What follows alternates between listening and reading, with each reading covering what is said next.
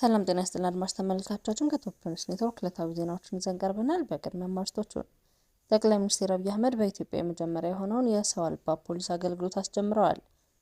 የሀገራዊ ምክክር ኮሚሽን ዋናውን ጉባኤ ለማራዘም የተገደደው በትግራይ ክልል ለአጀንዳ ማሰባሰብ ባለመቻሉ እንደሆነ አስታወቀ። ከቢሾፍቱ አውሮፕላን ማረፊያ ፕሮጀክት ጋር ተያይዞ የተፈናቀሉ በርካታ ነዋሪዎች ካሳ አልተከፈለንም አሉ። በኢትዮጵያ ከሚወልዱ 100,000 እናቶች 141 ያህል እንደሚሞቱ የጤና ሚኒስቴር ተናገረ። ኤርትራ የኢትዮጵያን ክስ ሐሰተኛና የፈጠራ ስትል አስተባብላለች። የኢፌዴሪ ጠቅላይ ሚኒስትር አብይ አህመድ በኢትዮጵያ የመጀመሪያውን የሰው አልባ ፖሊስ አገልግሎት አስጀምረዋል። ጠቅላይ ሚኒስትሩ እንዳስታወቁት አገልግሎቱ ዜጎች የፖሊስ አገልግሎትን በተሻለ ፍጥነትና ቴክኖሎጂ ታግዘው እንዲያገኙ ያስችላል። በተጨማሪም ለፖሊስ ፈጣን እርምጃ ለመውሰድ የሚያስችለውና የወንጀል መከላከል ስራውን የሚያቀላጥፍ መሆኑን የገለጹት ጠቅላይ ሚኒስትር አብይ የዚህ አገልግሎት መጀመር በዲጂታል ኢትዮጵያ 2030 የህግ አስከባሪ አካላት ብቁና ተወዳዳሪ እንዲሆን የተጀመረውን የሪፎርም ስራ ውጤታማ የሚያደርግ መሆኑን አመላክተዋል። በቅርቡ የኢትዮጵያ ፌዴራል ፖሊስ በአዲስ አበባ ቦሌ ክፍለ ከተማ ወረዳ 3 ሩዋንዳ ተብሎ በሚጠራው አካባቢ ያስገነባውና በቴክኖሎጂ የተደገፈ ሰው አልባ የፖሊስ ጣቢያ ወደ ስራ ለማስገባት የመጨረሻ ዝግጅቱን እያጠናቀቀ መሆኑን መገለጹ ይታወሳል። በወቅቱ በግንባታው ሂደት ላይ ጉብኝት ያደረጉት የአዲስ አበባ ፖሊስ የወንጀልና ትራፊክ አደጋ ምርመራ ምክትል ጠቅላይ መምሪያ አዛዥ ምክትል ኮሚሽነር ሀሰን ነጋሽ ጣቢያው አዲስ አበባን የሚመጥን ዘመናዊ ቴክኖሎጂ ጋር የሚያስተሳስር ስራ አካል መሆኑን ገልጸው ነበር። ማዕከሉ በአፍሪካ የመጀመሪያው በዓለም አቀፍ ደረጃ ደግሞ አራተኛ የሆነው ሲሆን አመልካቾች ከሰው ጋር በአካል መገናኘት ሳያስፈልጋቸው ብቻቸውን በመምጣት አቤቱታ ማቅረብ የሚችሉበት ስርዓት የተዘረጋለት መሆኑ ተመላክቷል። የኢትዮጵያ ሀገራዊ ምክክር ኮሚሽን በትግራይ ክልል አጀንዳ ለማሰባሰብ የሚያስችል ምቹ ሁኔታ ባለመገኘቱ ጥር 30 2018 ዓ.ም ለማካሄድ አቅዶ የነበረውን የመጨረሻ ጉባኤ ላልተወሰነ ጊዜ አራዝሟል። ኮሚሽኑ ሀገር አቀፍ ደረጃ 93 በመቶ የሚሆነውን የአጀንዳ ማሰባሰብ ሂደት ቢያጠናቅቅም የትግራይን ክልል ሙሉ በሙሉ ማካተት አለመቻሉ ትልቅ ተግዳሮት እንደሆነበት ገልጿል። የኮሚሽኑ ቃል አቀባይ አቶ ጥበቡ ታደሰ ለጉባኤው መራዘም ዋነኛው ምክንያት በትግራይ ክልል እስካሁን የአጀንዳ ማሰባሰብ ሂደት አለመከናወኑ መሆኑን ገልጸዋል።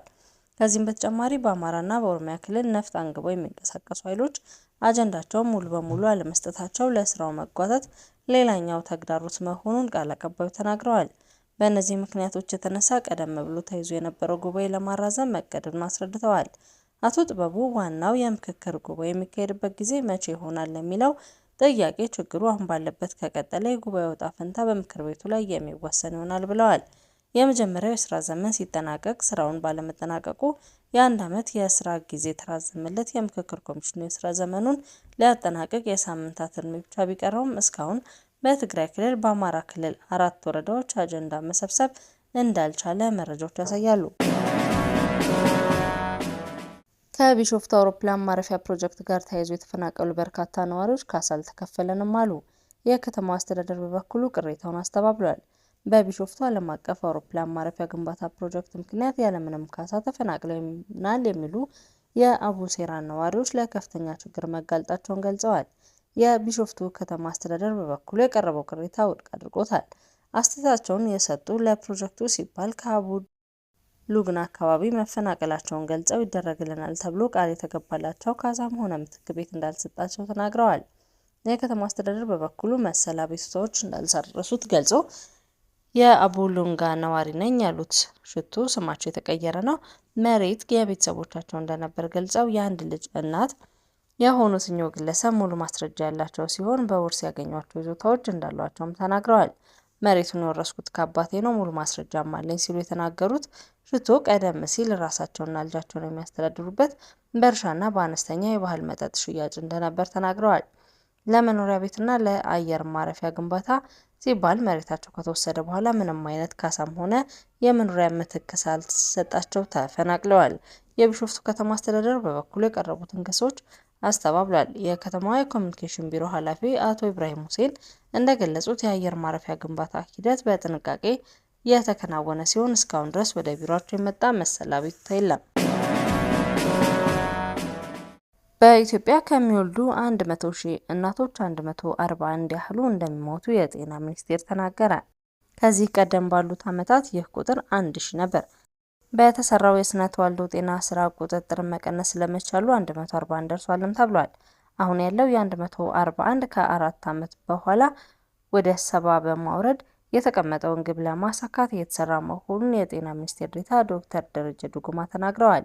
ይህ የተሰማው በኢትዮጵያ የጽንስና ማህጸን ሐኪሞች ማህበር በአፍሪካ የጽንስ ማህበር ፌዴሬሽን በጋራ ለ34ኛ ጊዜ በአዲስ አበባ የተጀመረውን ኮንፈረንስ ላይ ነው። በኢትዮጵያ ስነ ተዋልዶ ጤና ውስጥ ካሉ ችግሮች ውስጥ ዘላቂ የስነ ተዋልዶ ጤና ስርዓትን ማሰስ በሚል የተሰናዳው በዚህ የ2 ቀን ኮንፈረንስ ከአፍሪካ ሀገራት ከመጡ ከ150 በላይ በዘርፉ ሙያተኞችን ጨምሮ ከ1000 በላይ የኢትዮጵያ የጽንስና የማህጸን ሐኪሞች ማህበር አባላት ተሳትፈዋል። የኢትዮጵያ የጽንስና ማህጸን ሐኪሞች ማህበር ፕሬዝዳንት ዶክተር ኃይለማርያም ሰኚ ካገቡ ሴቶች መካከል ዘመናዊ እርግዝና መከላከያ መድኃኒቶችን የሚጠቀሙት 35 በመቶ መድረሱን ጠቁመዋል። የእናቶችና የህፃናት ሞት በከፍተኛ መጠን መቀነስ ተችሏል። የእናቶችን ጤና መሻሻሎችም አሳይተዋል። የፖሊሲ ለውጦች በመደረጋቸው ምክንያት ደህንነቱ ባልጠበቀ የጽንስ ማቋረጥ ምክንያት የነበረው የሞት ምጣኔ አስተማማኝ በሆነ መልኩ ቀንሷል ያሉት ዶክተር ኃይለማርያም ምንም እንኳን እነዚህ እድገቶች እየተመዘገቡ እንደሆነ ቢነገርም ከዚህ ጎን ለጎን ፈታኝ ሁኔታዎች መኖራቸው አልቀረም ብለዋል። የስነ ተዋልዶ ጤና መረጃዎችና አገልግሎቶች አነስተኛ መሆን በተለይም በገጠሩ አካባቢ ያሉ ወጣቶች፣ ያላገቡ ሴቶች፣ የአካል ጉዳት ያለባቸውና ሌሎችም የተዘነጉ የማህበረሰብ ክፍሎች ያሉ ተጋላጭ የሆኑ የህብረተሰብ ክፍሎች ጋር ለመድረስ ውስንነት መኖሩን ዋነኛዎቹ ችግሮች መሆናቸውን ጠቁመዋል። ኤርትራ የኢትዮጵያን ክስ ሐሰተኛና የፈጠራ ስትል አስተባበለች። በሀገራቱ መካከል ዲፕሎማሲያዊ ውጥረት አይሏል። ኤርትራ በኢትዮጵያ የውጭ ጉዳይ ሚኒስቴር የቀረበባትን ክስ ሐሰተኛና የፈጠራ ስትል ውድቅ አድርገዋለች።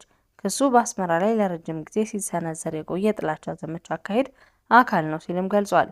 የኤርትራ ማስታወቂያ ሚኒስቴር የካቲት 2 2018 ዓ.ም ባወጣው መግለጫ በኢትዮጵያ ቀርበው ክስ በይዘቱም ሆነ ግጻቱ አስገራሚ ነው ሲል ገልጾ ክሱን ላለፉት 2 ዓመታት በላይ በኤርትራ ላይ ሲካሄድ ከቆየው የጥላቻ ዘመቻ ሌላው አሳዛኝ ተግባር ነው ሲል ገልጾታል። ቀደም ሲል እንደተገለጸው የኤርትራ መንግስት ለሁኔታው መባባስ የሚሆን ትርጉም የለሽ እሰጥ አገባ ውስጥ የመግባት የመቀጣጠል የማባባስ ፍላጎት የለውም ሲል መግለጫው አክሏል። ይህ የአስመራ ምላሽ የተሰጠው የኢትዮጵያ ውጭ ጉዳይ ሚኒስቴር ጌዲዮን ጢሞቴዎስ ጥር 30 2018 ዓ.ም ለኤርትራ በላኩት ዲፕሎማሲያዊ ደብዳቤ ነው። ኤርትራ የኢትዮጵያን ግዛት መያዟና ድንበር ላይ ከሚንቀሳቀሱ አማጺ ቡድኖች ጋር እየተባበረች መሆኗን በመግለጽ መክሰሳቸውን ተከትሎ ነው። አድማጭ ተመልካቾቻችን ከቶፕ ኒውስ ኔትወርክ ለዕለቱ ያዝናቸው ዜናዎች እነዚህ ነበሩ። መልካም ቆይታ።